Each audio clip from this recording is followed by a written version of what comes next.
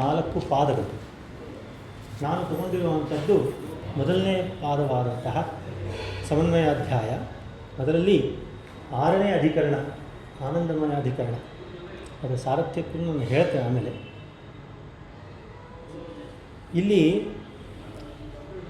ನಾವು ಏನಾದರೂ ಅನುವಾದ ಮಾಡಬೇಕಾದ್ರೆ ಹರಿವಾಯು ಗುರುಗಳ ಅನುಗ್ರಹ ಮತ್ತು ಹಿರಿಯರ ಅನುಗ್ರಹ, ಮುಖ್ಯತಃ ನಮಗೆ ಪಾಠ ಹೇಳಿದ ಗುರುಗಳ ಒಂದು ಅನುಗ್ರಹ ಬಲದಿಂದ ಹೇಳ್ಬೋದು ಅಷ್ಟೇ ಹೊರತಾಗಿ ಬೇರೆ ಹೇಳಲಿಕ್ಕೆ ಬಹಳ ಕಷ್ಟ ಸಾಧ್ಯ. ಈ ಆನಂದಮಯಾಧಿಕರಣದಲ್ಲಿ 8 ಸೂತ್ರಗಳಿವೆ. ಆ 8 ಸೂತ್ರಗಳಲ್ಲಿ ನಾನು ಮೊದಲನೇ ಸೂತ್ರ ಮಾತ್ರ ತಗೊಂಡಿದ್ದೇನೆ. ಓಂ ಆನಂದಮಯೋಭ್ಯಾಸಾತ್ ಓಂ ಅಂತ. ಇಲ್ಲಿ ವಿಷಯ ಏನು ಅಂತಂದರೆ ಆನಂದಮಯ ಅನ್ನೋದೇ ವಿಷಯ. ಮತ್ತು ಈ ಆನಂದಮಯ ಯಾರು ಅನ್ನೋದು ಪ್ರಶ್ನೆ. ಅದು ಬ್ರಹ್ಮನೋ, ಪರಬ್ರಹ್ಮನೋ, ಚತುರ್ಮುಖ ಬ್ರಹ್ಮನೋ, ಪ್ರಕೃತಿಯೋ, ಜೀವನೋ ಅಂತ ಹೀಗೆ ಕೋಟ್ಗಳು ಸಾಕಷ್ಟು ಬರುತ್ತೆ. ನಮಗೆ ಸಂದೇಹ ಬರೋಕ್ಕೆ ಕಾರಣ ಏನು ಅಂತಂದರೆ ಬ್ರಹ್ಮಶಬ್ದದ ಪ್ರಯೋಗ. ಬ್ರಹ್ಮ ಅಂದರೆ ನಾನಾರ್ಥಕವಾಗಿದೆ. ಅದರಲ್ಲಿ ನಾವು ಹೇಳೋದು ಪರಬ್ರಹ್ಮ. ಪೂರ್ವ ಪಕ್ಷದವರು ಆ ಸಿದ್ಧಾಂತದಲ್ಲಿ ಬೇರೆ ಬೇರೆ ಅರ್ಥಗಳನ್ನು ಹೇಳ್ಕೊಂಡು ಬರ್ತಾರೆ. ಈ ಬ್ರಹ್ಮಶಬ್ದ ಎಲ್ಲಿ ಕೇಳಿಬಂದಿದೆ ಅಂತಂದರೆ ತೈತ್ರಿಯೋಪನಿಷತ್ತಲ್ಲಿ ಕೇಳಿಬಂದಿದೆ. ತೈತ್ರಿಯೋಪನಿಷತ್ತಲ್ಲಿ ಆನಂದಮಯ ಅನ್ನುವಂತಹ ಅಧಿಕರಣದಲ್ಲಿ ಆನಂದಮಯ ಯಾರು ಅಂತ ಹೇಳಬೇಕಾದ್ರೆ ಹಿಂದೆ ಬಂದಿರತಕ್ಕಂತಹ ಅನ್ನಮಯಾದಿಗಳನ್ನೆಲ್ಲ ವಿವರಣೆ ಮಾಡ್ತಾ ಮಧ್ಯದಲ್ಲಿ ಒಂದು ಮಾತು ಬರುತ್ತೆ. ತಸ್ಮಾತ್ ವಾ ಏತಸ್ಮಾತ್ ವಿಜ್ಞಾನಮಯಾತ್ ಅನ್ಯೋಂತರ ಆತ್ಮ ಆನಂದಮಯ ತೇನೇಶ ಪೂರ್ಣಃ ಸವಾ ಏಷ ಪುರುಷವಿಧ ಏವ ತಸ್ಯ ಪುರುಷವಿಧತಾಂ ಅನ್ವಯಂ ಪುರುಷವಿದಃ ತಸ್ಯ ಪ್ರಿಯಮೇವ ಶಿರಃ ಮೋದೋ ದಕ್ಷಿಣಪಕ್ಷಃ ಪ್ರಮೋದ ಉತ್ತರಪಕ್ಷಃ ಆನಂದ ಆತ್ಮ ಬ್ರಹ್ಮಪುಚ್ಛಂ ಪ್ರತಿಷ್ಠಾ. ಈ ಬ್ರಹ್ಮಶಬ್ದ ಬರುತ್ತಲ್ಲ, ಅದು ನಮಗೆಲ್ಲದಕ್ಕೂ ಸಂದೇಹಕ್ಕೆ ಕಾರಣ ಆಗಿದೆ. ಇದು ತೈತ್ರಿಯೋಪನಿಷತ್ತಿನ ವಾಕ್ಯ. ಇಲ್ಲಿ ನಾ ಹೇಳಬೇಕಾದ್ರೆ ಇದು ವಿಷ್ಣುವಿನ 5 ಪಂಚರೂಪಗಳಿವೆ. ಆದರೆ ಒಬ್ಬನಲ್ಲಿ ಒಬ್ಬನಿದ್ದಾನೆ ಅಂತ ಹೇಳ್ತಾ ಬರ್ತಾ ಇದೆ, ಅಥವಾ ಒಬ್ಬರಿಂದ ಇನ್ನೊಬ್ಬರು ಪ್ರಾದುರ್ಭಾವರಾಗ್ತಾ ಇದ್ದಾರೆ ಅಂತ ಬರ್ತಾ ಇದೆ. ಒಬ್ಬ ವ್ಯಕ್ತಿ ಇನ್ನೊಬ್ಬ ವ್ಯಕ್ತಿಯಲ್ಲಿ ಇರುವುದೇ ಹೊರತಾಗಿ ಒಬ್ಬ ವ್ಯಕ್ತಿ ತನ್ನಲ್ಲಿಯೇ ಇರೋದಕ್ಕಾಗೋಲ್ಲ. ಆದರೆ ಇಲ್ಲಿ ವಿಶೇಷ ಬಲದಿಂದ ನಾವು ಅದನ್ನು ಕೂಡಿಸ್ಬೇಕು. ಮತ್ತು ಇಲ್ಲಿ ಪುರುಷಾಕಾರನಾಗಿದ್ದಾನೆ ಆನಂದಮಯ ಅಂತ ಹೇಳಿದೆ. ಆ ಪುರುಷಾಕಾರನಾಗಿದ್ದಾನೆ ಅಂತಂದರೆ ಅವನಿಗೆ ಒಂದು ಶಿರಸ್ಸಿರಬೇಕು, 2 ಬಾಹುಗಳಿರಬೇಕು, ಮಧ್ಯಭಾಗ ಇರಬೇಕು, ಕಾಲುಗಳಿರಬೇಕು. ಇದು ಒಂದು ಪುರುಷನ ಆಕಾರ. ಆ ಪುರುಷನ ಆಕಾರ ಅಂತ ಬಂದಾಗ ಅಲ್ಲಿ ಪ್ರಿಯಮೇವ ಶಿರಃ, ಪ್ರಿಯ ಅನ್ನೋದು ಶಿರಸ್ಸಾಗಿದೆ ಅಂತ. ಆ ಪ್ರಿಯ ಅಂದರೆ ಏನು ಅಂದರೆ ಉಪಕಾರದಿಂದ ಹುಟ್ಟಿರತಕ್ಕಂತಹ ಸಂತೋಷ ಅಂತ ಅರ್ಥ ಅದಕ್ಕೆ. ಹಾಗೆ ಮೋದೋ ದಕ್ಷಿಣ ಪಕ್ಷ, ಮೋದ ಅಂದರೆ ಹತ್ತಿರದಲ್ಲಿರುವ ವಿಷಯಗಳಿಂದ ಪಡೆಯುವಂತಹ ಸುಖ. ಮತ್ತು ಪ್ರಮೋದ ಉತ್ತರ ಪಕ್ಷ ಅಂತ. ಪ್ರಮೋದ ಅಂತಂದರೆ ಒಂದು ಭೋಗದಿಂದ ನಮಗೆ ಬರುತ್ತುವಂತಹ ಸುಖ. ಮತ್ತು ಮಧ್ಯದಲ್ಲಿ ಇರತಕ್ಕಂತಹ ಆತ್ಮ ಅನ್ನೋನು ನಮಗೆ ಸ್ವರೂಪಭೂತವಾದಂತಹ ಸುಖ. ಸೊ ಇದರಲ್ಲಿ ಬರ್ತಾ ಏನಾಗುತ್ತೆ, ಕೊನೆಯಲ್ಲಿ ಹೇಳಬೇಕಾದ್ರೆ ಬ್ರಹ್ಮಪುಚ್ಛಂ ಪ್ರತಿಷ್ಠಾ ಅಂತ ಹೇಳಿಬಿಟ್ಟಿದ್ದಾರೆ. ಇಲ್ಲಿ ಪ್ರತಿಷ್ಠಾ ಅಂತ ಒಂದು ಪದಪ್ರಯೋಗ ಮಾಡಿರೋದು ವೈಶಿಷ್ಟ್ಯ ಏನು ಅಂತಂದರೆ ಅದರ ಮೇಲೆ ಅವಲಂಬಿಸಿದ್ದಾನೆ ಅಂತ. ಆ ಪ್ರತಿಷ್ಠಾ ಅನ್ನೋದಕ್ಕೆ ಕೊಟ್ಟಿರೋದು ಪುಚ್ಛ ಅಂತ. ಪುಚ್ಛ ಅಂದರೆ ಪೂರ್ವ ಪಕ್ಷದವರು ಮಾಡೋದು ಬಾಲ ಅಂತ. ಇಲ್ಲಿ ನಾವು ಹೇಳಬೇಕಾದ್ರೆ ಪುಚ್ಛ ಅಂದರೆ ನಿಂತಿದ್ದಾನೆ, ಹಾಗಾಗಿ ಪಾದಗಳು ಅಂತಲೂ ನಾವು ತಗೋಬೋದು. ಪೂರ್ವ ಪಕ್ಷ ಹೇಳುತ್ತೆ ಬ್ರಹ್ಮಪುಚ್ಛಂ ಪ್ರತಿಷ್ಠಾ ಅಂತ. ಇಲ್ಲಿ ಬ್ರಹ್ಮ ಅಂದರೆ ಅವರೂ ವಿಷ್ಣು ಅಂತ ಒಪ್ತಾರೆ. ಮತ್ತು ಇಲ್ಲಿ ಬಾಲ ಬ್ರಹ್ಮ, ಆನಂದಮಯ ಬ್ರಹ್ಮ ಹೀಗೆ ಅಂದಾಗ ಅವಯವಿ ಒಂದೇ ಆಗಲಿಕ್ಕಾಗಲ್ಲ. ಹಾಗಾಗಿ ಆನಂದಮಯನಾದವನು ಬ್ರಹ್ಮ ಅನ್ನಿಸ್ಕೊಳ್ಳೋಕ್ಕಾಗಲ್ಲ. ಇದು ಒಂದು ಮಾತು. ಎರಡನೇ ಮಾತು, ಪುಚ್ಛ ಅನ್ನೋದು ಒಬ್ಬ ವ್ಯಕ್ತಿಯ ಅವಯವ ಭಾವದಲ್ಲಿ ಅವಯವ ಅಂತ ಬರುತ್ತೆ. ಒಂದೇ ಅವಯವವನ್ನು ಉಪಾಸನೆ ಮಾಡೋದಕ್ಕೆ ಆಗಲ್ಲ. ಹಾಗಾಗಿಯೂ ಆನಂದಮಯನಾದವನು ಬ್ರಹ್ಮ ಅಂತ ಆಗಲ್ಲ ಅಂತ ಇಲ್ಲಿ ಪೂರ್ವ ಪಕ್ಷದವರು ಹೇಳ್ತಾರೆ. ಅದಕ್ಕೆ ಸಿದ್ಧಾಂತದಲ್ಲಿ ಉದಾಹರಣೆ ಮಾಡಬೇಕಾದ್ರೆ ಒಂದು ಶ್ರುತಿನ ಉದಾಹರಣೆ ಮಾಡಿ ಹೇಳ್ತಾರೆ, ನೇಹ ನಾನಾಸ್ತಿ ಕಿಂಚನ ಅಂತ.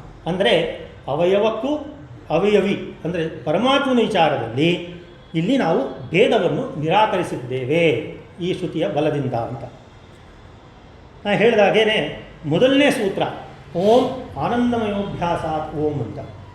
ಇಲ್ಲಿ ಸೂತ್ರದೀಪಿಕಾದಲ್ಲಿ ಭಾಷ್ಯದೀಪಿಕಾಚಾರ್ಯ ಹೇಳ್ತಾರೆ, ಆನಂದಮಯಾದಿ ಶಬ್ದವಾಚ್ಯೋ ವಿಷ್ಣುರೇವ ನ ಪ್ರಕೃತ್ಯಾದಿ.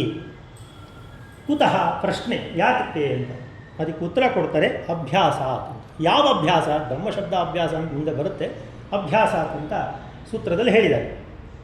ಪ್ರತಿ ಪ್ರಕರಣಂ ಆನಂದಮಯಾದೋ ಬ್ರಹ್ಮಶಬ್ದ ಶ್ರವಣಾತ್, ಅದು ಕೇಳಿಸುತ್ತಿರುವುದರಿಂದ ಅಂತ.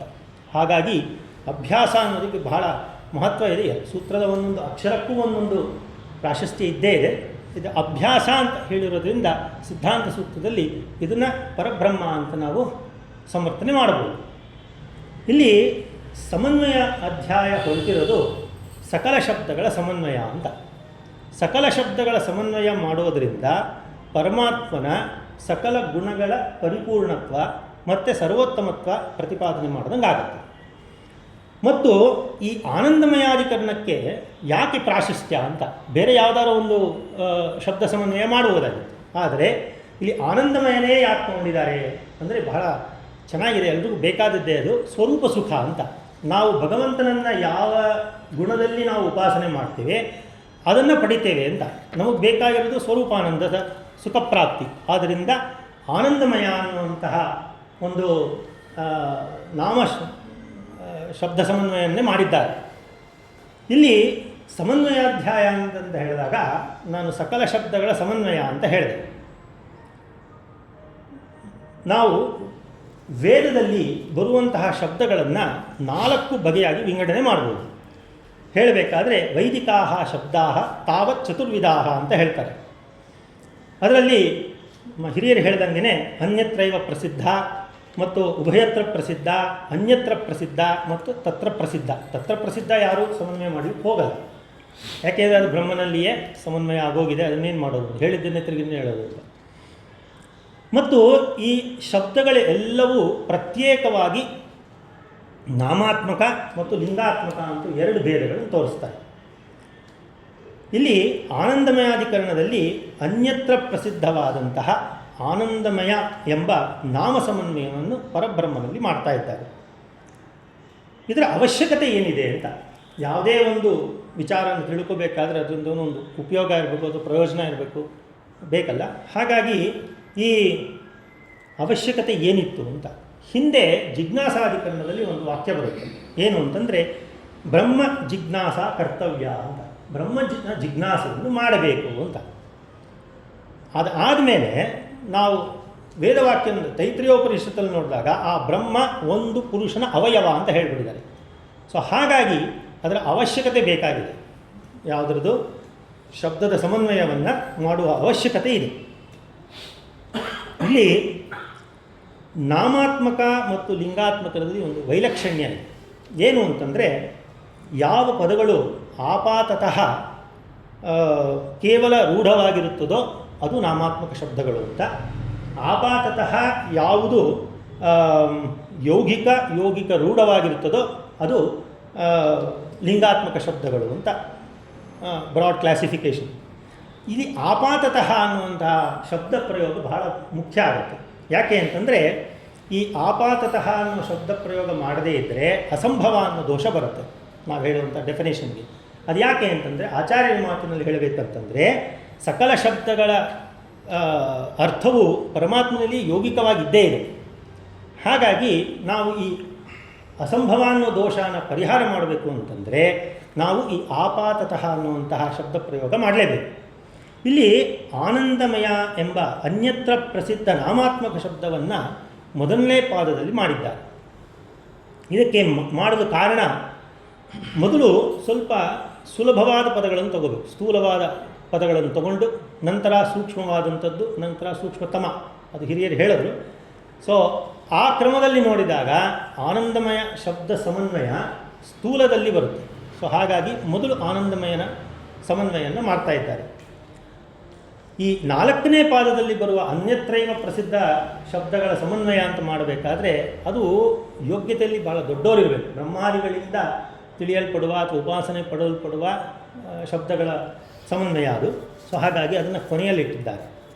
ಇಲ್ಲಿ ಆನಂದಮಯ ಎಂಬ ಶಬ್ದ ಅನ್ಯಸ್ತ್ರ ಪ್ರಸಿದ್ಧವಾಚಕ ಹೇಗೆ ಅಂತ, ಅದಕ್ಕೆ ಮಯಟ್ ಪ್ರತ್ಯಯ ಅನ್ನೋದು ಉತ್ತರ ಕೊಡ್ತಾ ಇದೆ. ಏನಂತ ಕೊಡ್ತಾ ಇದೆ? ಇಲ್ಲಿ ಆಕ್ಷೇಪ ಬರುತ್ತೆ. ಏನು ಅಂತಂದರೆ, ಮಯಟ್ ಪ್ರತ್ಯಯ ಬಲದಿಂದ ಎರಡನೇ ಪಾದದಲ್ಲಿ ಬರಬೇಕಾಗಿತ್ತು, ಆದರೆ ಮೊದಲನೇ ಪಾದದಲ್ಲೇ ಬಂದಿದೆ. ಇದು ಯಾಕೆ ಅಂತ. ಇದಕ್ಕಿಷ್ಟೇ ಸಮಾಧಾನ. ನಾವು ಲೋಕತಃ ಅನ್ಯತ್ರ ನಾಮಾತ್ಮಕ ಶಬ್ದಗಳ ಸಮನ್ವಯ ಮೊದಲನೇ ಪಾದದಲ್ಲಿ ಮಾಡಿದ್ದೆ ಅಂತಷ್ಟೇ ಹೇಳಿದೆ ಹೊರತಾಗಿ ಬೇರೆ ಅನ್ಯ ಪದದ ಸಹಾಯದಿಂದ ಅದು ಬಂದಾಗ ಎರಡನೇ ಪಾದದಲ್ಲಿ ಮಾಡಬೇಕು ಅಂತ ನಾವೇನು ಹೇಳಿಲ್ಲ ನಮ್ಮ ಸಿದ್ಧಾಂತದಲ್ಲಿ. ಹಾಗಾಗಿ ಇದು ಯುಕ್ತವೇ ಆಗಿದೆ. ಮತ್ತು ಈ ಮಯಟ್ ಪ್ರತ್ಯಯ ಅನ್ನುವಂಥದ್ದಕ್ಕೆ ಪೂರ್ವ ಪಕ್ಷದವರು ಹೇಳುವ ಅರ್ಥ ವಿಕಾರ ಅಂತ, ನಾವು ಹೇಳುವ ಅರ್ಥ ಪ್ರಾಚುರ್ಯ ಅಂತ. ಇಲ್ಲಿ ವ್ಯತ್ಯಾಸ ಬರುತ್ತೆ. ಪ್ರತ್ಯಯದಕ್ಕೆ ಕೊಡುವ ಅರ್ಥದಲ್ಲಿ ವ್ಯತ್ಯಾಸ ಬರುತ್ತೆ. ಪೂರ್ವ ಪಕ್ಷದವರು ವಿಕಾರ ಅಂತ ಹೇಳ್ತಾರೆ, ನಾವು ಪ್ರಾಚುರ್ಯ ಅಂತ ಹೇಳ್ತೀವಿ. ಈ ಪ್ರಾಚುರ್ಯ ಅಂತ ಅರ್ಥ ಮಾಡಿದಾಗ ಒಂದು ಆಕ್ಷೇಪ ಬರುತ್ತೆ. ಏನು ಅಂತಂದರೆ, ಪ್ರಾಚುರ್ಯ ಯಾವ ವ್ಯಕ್ತಿಯಲ್ಲಿ ಒಂದು ಧರ್ಮ ಇರುತ್ತದೋ ಅದೇ ವ್ಯಕ್ತಿಯಲ್ಲಿ ವಿರುದ್ಧ ಧರ್ಮವಾದಂತಹದ್ದು ಅಲ್ಪವಾಗಿರಬೇಕು. ಅಂದರೆ ಇಲ್ಲಿ ಸುಖ ಪ್ರಾಚುರ್ಯ ಅಥವಾ ಆನಂದ ಪ್ರಾಚುರ್ಯ ಅಂದರೆ ದುಃಖನೂ ಇರಬೇಕು, ದುಃಖ ಸ್ವಲ್ಪನಾರ ಇರಬೇಕು ಅಂತ. ಇದು ಒಂದು ಭಾಗವಾದರೆ, ಇನ್ನೊಂದಿದೆ, ಯಾವ ವ್ಯಕ್ತಿಯಲ್ಲಿ ಈ ಪ್ರಾಚುರ್ಯ ಅನ್ನೋದು ಇದೆಯೋ ಇದನ್ನು ಬೇರೆ ವ್ಯಕ್ತಿಯಲ್ಲಿ ಕಂಪೇರ್ ಮಾಡಿಕೊಂಡ್ರೆ ಹೆಚ್ಚಿದೆಯೋ ಅಥವಾ ಬೇರೆಯವರು ಕಡಿಮೆ ಇದೆಯೋ ಅಂತ. ನಾವು ತಗೊಳ್ಳೋದೇನು ಅಂತಂದರೆ, ಪೂರ್ವಪಕ್ಷ ಹೇಳೋದೇನೆಂದರೆ, ನೀವು ಆನಂದಮಯನ ವಿಷ್ಣು ಅಂತ ಹೇಳಿ ಆ ಆನಂದಮಯ ಅಂದರೆ ಆನಂದದ ಪ್ರಾಚುರ್ಯ ಅಂತ ಹೇಳಿದರೆ ಆ ವಿಷ್ಣುವಿಗೆ ನೀವು ಸ್ವಲ್ಪ ದುಃಖ ಇದೆ ಅಂತಲೂ ಹೇಳಬೇಕಾಗುತ್ತೆ. ಆದರೆ ಅದು ಸರಿ ಹೋಗೋದಿಲ್ಲ. ಹಾಗಾಗಿ ಆನಂದಮಯ ಅನ್ನುವಂತಹದ್ದು ಪರಬ್ರಹ್ಮನಾಗಲು ಸಾಧ್ಯವಿಲ್ಲ. ಸಿದ್ಧಾಂತ ಹೇಳಬೇಕಾದ್ರೆ ಏನು ಅಂತಂದರೆ, ಜೀವನಲ್ಲಿರುವ ಸುಖ ಅಲ್ಪ, ಆಯಿತಾ, ಪರಬ್ರಹ್ಮನಲ್ಲಿ ಇರುವಂಥ ಸುಖ ಪ್ರಾಚುರ್ಯ. ಪ್ರಾಚುರ್ಯ ಅಂದರೆ ಈಸ್ ಈಕ್ವಲೆಂಟ್ ಟು ಪೂರ್ಣಾನಂದ ಅಂತಲೇ ಅರ್ಥ ಆಗುತ್ತೆ ಕೊನೆಯಲ್ಲಿ. ಇಲ್ಲಿ ಸೂತ್ರದಲ್ಲಿ ಮತ್ತೊಂದು ಪದವನ್ನು ಬಳಕೆ ಮಾಡಿದ್ದಾರೆ, ಅಭ್ಯಾಸ ಅಂತ. ಇಲ್ಲಿ ಬ್ರಹ್ಮ ಶಬ್ದ ಅನೇಕ ಬಾರಿ ಶ್ರುತವಾಗಿರುವುದನ್ನು ಅಭ್ಯಾಸ ಅಂತ ಅರ್ಥ ಹೇಳ್ತಾರೆ. ಇಲ್ಲಿ ಹೇಳಬೇಕಾದ್ರೆ ಆನಂದಮಯ ಮತ್ತು ವಿಜ್ಞಾನಮಯನಲ್ಲಿ ಆನಂದಮಯೋಭ್ಯಾಸಾತ್ ಅಂತ ಸೂತ್ರ ಹೇಳಬೇಕಾದ್ರೆ ಅಭ್ಯಾಸಾತ್ ಅಂತ ಒಂದು ಪದ ಪ್ರಯೋಗ ಮಾಡಿದ್ದಾರಲ್ಲ, ಇಲ್ಲಿ ಆನಂದಮಯ ಮತ್ತು ವಿಜ್ಞಾನಮಯನದಲ್ಲಿ ಎರಡೆರಡು ಬಾರಿ ಕೇಳಿಸುತ್ತೆ. ಹೇಗೆ ಅಂತಂದರೆ, ಅಸತ್ ಬ್ರಹ್ಮೇತಿ ವೇದ ಚೇತ್ ಅಸ್ತಿ ಬ್ರಹ್ಮೇತಿ ಚೇತ್ ವೇದ, ವಿಜ್ಞಾನಂ ದೇವಾಸ್ ಸರ್ವೇ ಬ್ರಹ್ಮಚೇಷ್ಟ ಮುಪಾಸತೆ ವಿಜ್ಞಾನಂ ಬ್ರಹ್ಮಚೇತ್ ವೇದ. ಇದು ಆನಂದಮಯ ಮತ್ತು ವಿಜ್ಞಾನಮಯದಲ್ಲಿ ಅಭ್ಯಾಸ ಅಂದರೆ ಹೆಚ್ಚಿಗೆ ಬಾರಿ ಬ್ರಹ್ಮಶಬ್ದದ ಬಳಕೆ ಅಥವಾ ಶ್ರುತವಾಗಿದೆ. ಇನ್ನು ಅನ್ನಮಯ, ಪ್ರಾಣಮಯ, ಮನೋಮಯಗಳಲ್ಲಿ ಒಂದು ಬಾರಿ ಕೇಳಿಸ್ತಾರೆ. ಹಾಗಾಗಿ ಇದನ್ನು ಆನಂದಮಯದಕ್ಕೆ ತಗೊಂಡಿರುವಂಥದ್ದು.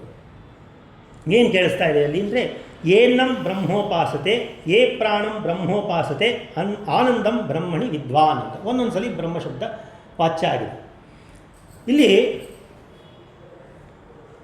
ಬ್ರಹ್ಮಶಬ್ದ ಅಭ್ಯಾಸಾತ್ ಎಂದು ಹೇಳಿ ಈ ಬ್ರಹ್ಮನು ವಿಷ್ಣು ಅಂತ ಹೇಳಿ, ಈ ಬ್ರಹ್ಮನೇ ವಿಷ್ಣು ಅಂತ ಹೇಳಲಿಕ್ಕೆ ಏನು ಪ್ರಮಾಣ ಅಂದರೆ, ಅನೇಕ ಶ್ರುತಿ ಸ್ಮೃತಿಗಳು ಭಾಗವತಾದಿಗಳೆಲ್ಲ ಹೇಳಿದ್ದಾರೆ.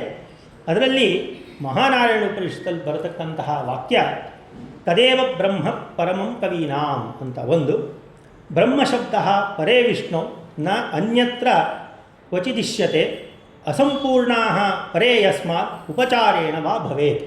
ಅಂದರೆ ಇದಕ್ಕೆ ಭಾಷ್ಯದೀಪಿಕಾಚಾರ್ಯರ ಅರ್ಥ ಹೇಳ್ತಾರೆ, ಯತೋ ವಿಷ್ಣು ಪರಃ ಅತಃ ಪರೇ ವಿಷ್ಣಾವೇವ ಬ್ರಹ್ಮಶಬ್ದೋ ಮುಖ್ಯತಾ ಈಷ್ಯತೆ ಅಂದರೆ ಅಂಗೀಕ್ರಿಯತೆ, ಅಂದರೆ ಹೇಳಲ್ಪಟ್ಟಿದೆ. ಮುಖ್ಯವಾಗಿ ಪರಬ್ರಹ್ಮನಲ್ಲಿಯೇ ವಿಷ್ಣುವನ್ನು ಹೇಳಲ್ಪಟ್ಟಿದೆ.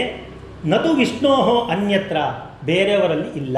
ಯಾರವರು? ಹಿರಣ್ಯಗರ್ಭಾದಿ ಅಂದರೆ ಚತುರ್ಮುಖ ಬ್ರಹ್ಮಾದಿಗಳಲ್ಲಿ ಹೇಳಕ್ಕೆ ಅದು ಬರಲ್ಲ. ಕುತಃ ಅಂತ ಪ್ರಶ್ನೆ ಮಾಡ್ಕೊಂಡು ಹೇಳ್ತಾರೆ, ಬ್ರಹ್ಮಶಬ್ದ ಮುಖ್ಯಾರ್ಥತ್ವ ಅಭಾವೇ ಅನ್ಯೇ ಅಸಂಪೂರ್ಣ ಇತಿ. ಅಂದರೆ ಬ್ರಹ್ಮ ಅಂದರೆ ಪೂರ್ಣ, ಪರಬ್ರಹ್ಮನನ್ನು ಬಿಟ್ಟು ಬೇರೆಯವರೆಲ್ಲರೂ ಅಸಂಪೂರ್ಣರಾಗಿದ್ದಾರೆ ಅಂದರೆ ಪರಿಪೂರ್ಣರಾಗಿಲ್ಲ. ಹಾಗಾಗಿ ಮುಖ್ಯತಃ ವಿಷ್ಣುವನ್ನೇ ನಾವು ಪರಬ್ರಹ್ಮ ಅಂತ ತಗೋಬೇಕು ಅಂತ ಭಾಷ್ಯಜೀವಿಕಾಚಾರ್ಯರು ಅರ್ಥನ ಬರೆದಿದ್ದಾರೆ. ಇಲ್ಲಿ ಇನ್ನೊಂದು ಬರುತ್ತೆ, ಇಲ್ಲಿ ಸಂಗತಿ ಅಂತ ಬರುತ್ತೆ. ಅಧಿಕರಣಕ್ಕೂ ಸಂಗತಿಗಳು ಹೇಳಬೇಕು, ಇಲ್ಲ ಅಂದರೆ ಕನೆಕ್ಟಿವಿಟಿ ಬರಲ್ಲ. ಎರಡು ಅಧಿಕರಣಗಳಿಗೆ, ಎರಡು ವಿಚಾರಗಳಿಗೆ ಕನೆಕ್ಟಿವಿಟಿ ಬರಲ್ಲ. ಆ ಕನೆಕ್ಟಿವಿಟಿ ಇಲ್ಲಿ ಯಾವುದಿದೆ ಅಂತಂದರೆ, ವಸ್ತುತಃ ನೋಡೋಕ್ಕೆ ಹೋದರೆ ಸಮನ್ವಯ, ಅದು ತತ್ವ ಸಮನ್ವಯಾತ್ ಅನ್ನೋದಕ್ಕೆ ಕನೆಕ್ಟಿವಿಟಿ ಬರಬೇಕು. ಇಲ್ಲಿ ಸಮನ್ವಯಾಧಿಕರಣಕ್ಕೆ ಕನೆಕ್ಟಿವಿಟಿ ಬರಬೇಕು, ಆದರೆ ಈಕ್ಷತ್ತಧಿಕರಣಕ್ಕೆ ಬಂದಿದೆ. ಇದರ ವೈಶಿಷ್ಟ್ಯ ಯಾಕೆ ಅಂತಂದರೆ, ಈಕ್ಷತ್ತಧಿಕರಣದಲ್ಲಿ ಪರಬ್ರಹ್ಮನಿಗೆ ವಾಚ್ಯತ್ವ ಹೇಳಿದ್ದಾರೆ. ವಾಚ್ಯತ್ವ ಹೇಳಿದರೆ ಶಬ್ದಗಳ ಸಮನ್ವಯ ಬರುತ್ತೆ. ವಾಚ್ಯತ್ವವೇ ಇಲ್ಲ ಅಂತ ನಾವು ಸಮರ್ಥನೆ ಮಾಡದೇ ಇದ್ದರೆ ಇನ್ಯಾರಿಗೆ ನಾವು ಅದನ್ನು ಸಮನ್ವಯ ಮಾಡಬೇಕು. ಸೊ ಹಾಗಾಗಿ ಮಧ್ಯದಲ್ಲಿ ಈಕ್ಷತ್ತಧಿಕರಣ ಅನ್ನೋದಿದೆ. ಸೊ ಹಾಗಾಗಿ ಇದಕ್ಕೆ ಸಂಗತಿ ಅಲ್ಲಿಂದ ಬರುತ್ತೆ. ಮತ್ತು ಇಲ್ಲಿ ಒಂದು ಬಹಳ ಸ್ವರಸವಾದಂತಹ ವಿಚಾರ ಏನು ಅಂತಂದರೆ, ಆನಂದಮಯ ಲಿಂಗಾತ್ಮನೋ ನಾಮಾತ್ಮಕನೋ ಅಂತ. ಏಕೆಂದರೆ ಮೊದಲೇ ಹೇಳ್ದಂಗೆ ನಾವು ಏನು ಹೇಳಿದ್ವಿ, ನಾಮಾತ್ಮಕ ಅಂತ ಮೊದಲು ಹೇಳಿಬಿಟ್ವಿ. ಆಮೇಲೆ ಮೊದಲನೇ ಪಾದದಲ್ಲಿ ನಾಮಾತ್ಮಕ ಅನ್ಯತ್ರ ಪ್ರಸಿದ್ಧ ಶಬ್ದಗಳು ಅಂತ ಹೇಳಿಬಿಟ್ವಿ. ಆದರೆ ಇಲ್ಲಿ ತ್ರಿವಿಕ್ರಮ ಪಂಡಿತಾಚಾರ್ಯರು ತತ್ವಪ್ರದೀಪದಲ್ಲಿ ಹೇಳಬೇಕಾದ್ರೆ ಆನಂದಮಯಾಧಿಕರಣೆ ಲಿಂಗ ವಿಚಾರ ಅಂತ ಸ್ಪಷ್ಟವಾಗಿ ಹೇಳಿದ್ದಾರೆ. ಮತ್ತು ಟೀಕಾವಾಕ್ಯದಲ್ಲಿ ನೋಡಬೇಕಾದ್ರೆ ಟೀಕಾರಾಯರು ಹೇಳೋದು ಆನಂದಮಯ ನಾಮ್ನಃ ಅಂತ ಹೇಳಿದ್ದಾರೆ. ಇಬ್ಬರೂ ದೊಡ್ಡ ದೊಡ್ಡ ಜ್ಞಾನಿಗಳು ಇಲ್ಲಿ ನಾವು ನಾಮಸಮನ್ವಯ ಅಂತ ಮಾಡಿ ಅದನ್ನು ಪಾದದಲ್ಲಿ ಅಂತರ್ಭಾವ ಮಾಡಿ ಎಲ್ಲ ಹೇಳಿಬಿಟ್ಟಿದ್ದೀವಿ. ಆದರೆ ಇಲ್ಲಿ ನಾವು ತಿಳ್ಕೋಬೇಕಾಗಿರೋದೇನೆಂದರೆ, ಲಿಂಗ ಸಮನ್ವಯ ಮಾಡಿದ್ದರೂ ಸಹಿತ ಫಲತಃ ನಾಮಸಮನ್ವಯ ಆಗಿದೆ ಅಂತ. ಇದು ವಿರೋಧ ಅಂತ ಹೇಳಬಾರ್ದು. ಈ ರೀತಿಯಾಗಿ ಅದನ್ನು ಅರ್ಥ ಮಾಡ್ಕೋಬೇಕು. ಏಕೆಂದರೆ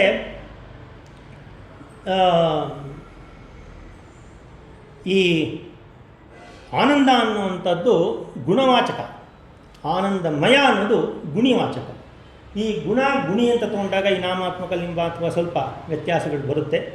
ಆದರೆ ಈ ಎರಡೂ ವಿಧ ಶಬ್ದಗಳ ಸಿದ್ಧಿಗೋಸ್ಕರ ಸಮನ್ವಯಾಧ್ಯಾಯದಲ್ಲಿ ಈ ರೀತಿಯಾಗಿ ಆನಂದಮಯನನ್ನು ಸಮನ್ವಯ ಮಾಡಿದ್ದಾರೆ.